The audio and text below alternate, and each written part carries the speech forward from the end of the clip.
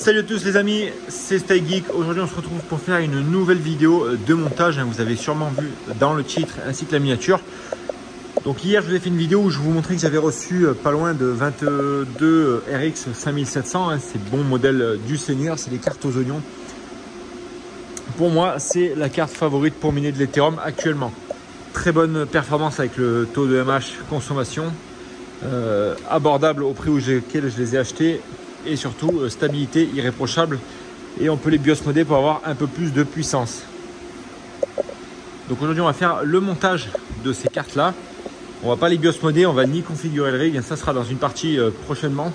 Là on va simplement faire le montage des cartes, le branchement, et je vais vous montrer je vais vous commenter comment on monte les cartes et comment on les branche sur une BTC S37.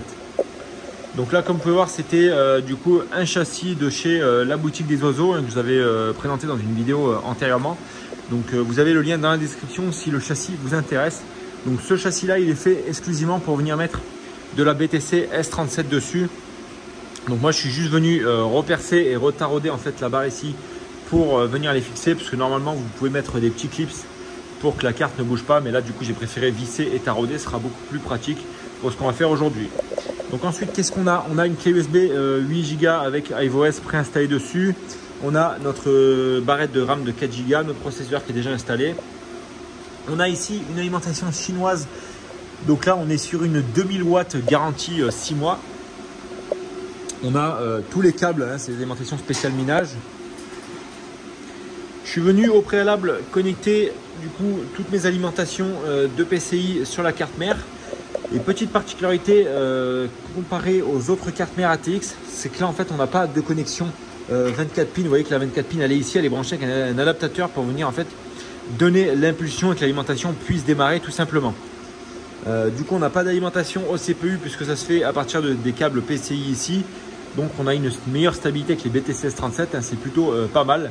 Je vais vous faire également une vidéo sur le montage d'un rig avec Riser, avec les RX 5700.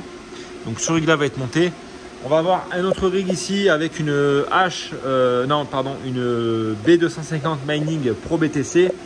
Et ensuite on aura une vidéo avec une H80 Pro BTC. Donc là vous voyez que j'ai reçu toutes les cartes, elles sont dans les cartons ici. Et là il y en a encore reçu ici, il y en a là-bas, il y en a de partout les amis. Donc c'est parti, on va commencer le rig tout de suite. Donc là les amis, on se retrouve du coup devant la caméra. On va simplement venir connecter les cartes graphiques. Je vous ai déjà fait une vidéo comment les connecter, c'est pas compliqué. On va déjà simplement venir dévisser notre petite vis ici pour venir connecter tout simplement la carte graphique ici. Vous voyez, on dévisse. Donc vous, si vous commandez le rig, normalement vous n'aurez pas à dévisser les vis, parce que tout simplement il n'y en a pas, donc on ne va pas se casser la tête. Là on vient mettre le petit détrompeur sur le détrompeur qui est ici.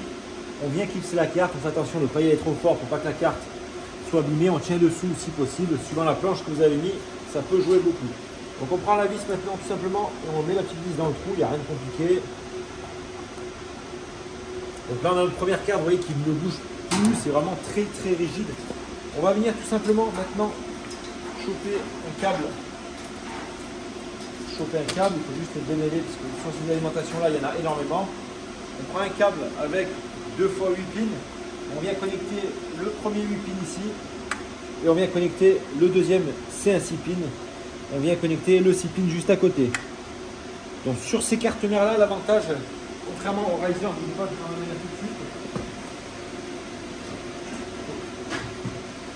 Donc contrairement à un Riser qu'on peut retrouver comme ceci, on n'a pas du coup la connexion à l'USB sur ces cartes mères là et on n'a pas, du coup on retrouve la connexion 6 pins directement sur la carte mère, donc ça c'est plutôt pratique. Ça évite d'avoir un Riser qui lâche ou d'avoir un faux contact avec les connexions en PCIe. Du coup, on va tout simplement continuer, on va brancher la deuxième, la troisième, la quatrième jusqu'à la huitième. Et puis c'est bon, je vous ferai une petite avancée en accéléré, ce sera quand même beaucoup plus simple parce que du coup ça reste exactement pareil pour connecter les cartes graphiques une par une, c'est juste répétitif.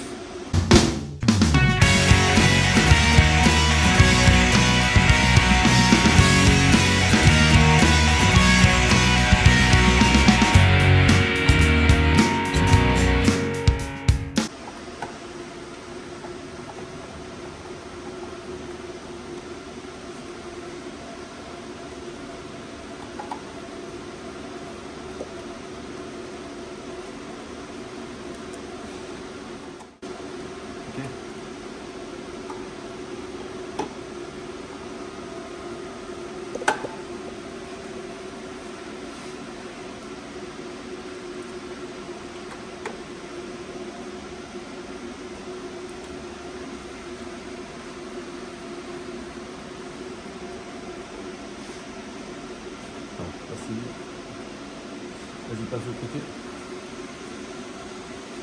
Vas-y, on va reprendre.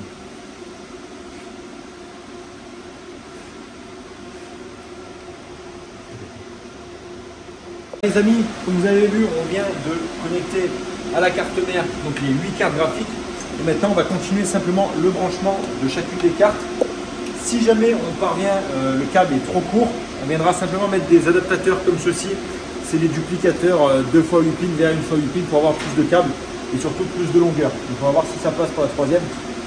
Alors on verra peut-être une modification par la suite, mais pour le moment je pense que ça devrait être bon. Voilà, donc là on a branché 3, on va brancher le câble avec l'adaptateur. On sera beaucoup plus souple en termes de câble. Après on viendra ranger simplement les câbles avec des petits riselants pour que ça soit beaucoup plus joli et que l'airflow puisse passer convenablement, donc simplement. Là on va les sortir sur l'extérieur. On reprend encore ce câble ici.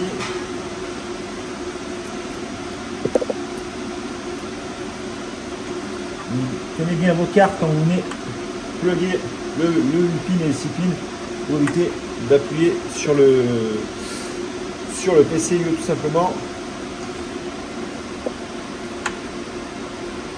Bon, donc là, on va aller chercher un adaptateur. On va aller chercher un petit adaptateur parce qu'il nous manque, vous voyez, un câble qui est trop court, donc on va venir plugger avec l'adaptateur.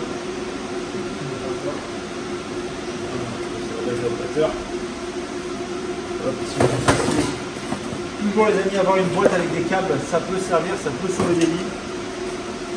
Allez hop, on vient choper celui-là. On prend le plus long bien entendu pour que ça puisse arriver à la carte graphique.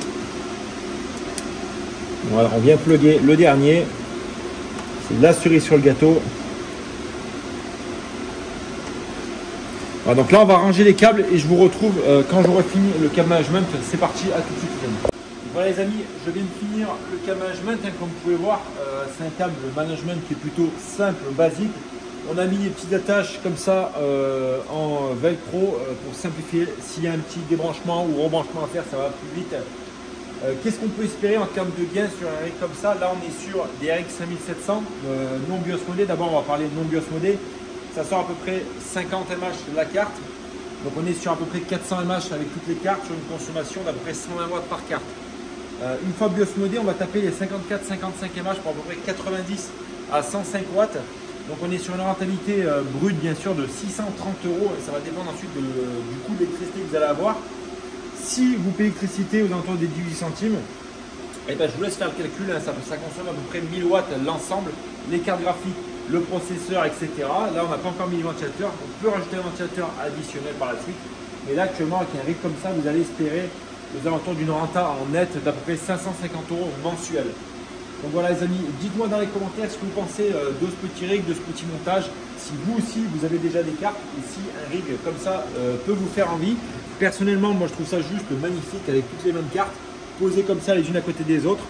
Et je vous dis à demain pour une nouvelle vidéo. On se retrouve très bientôt la semaine prochaine sûrement pour la vidéo configuration et démarrage de cette grosse bébête.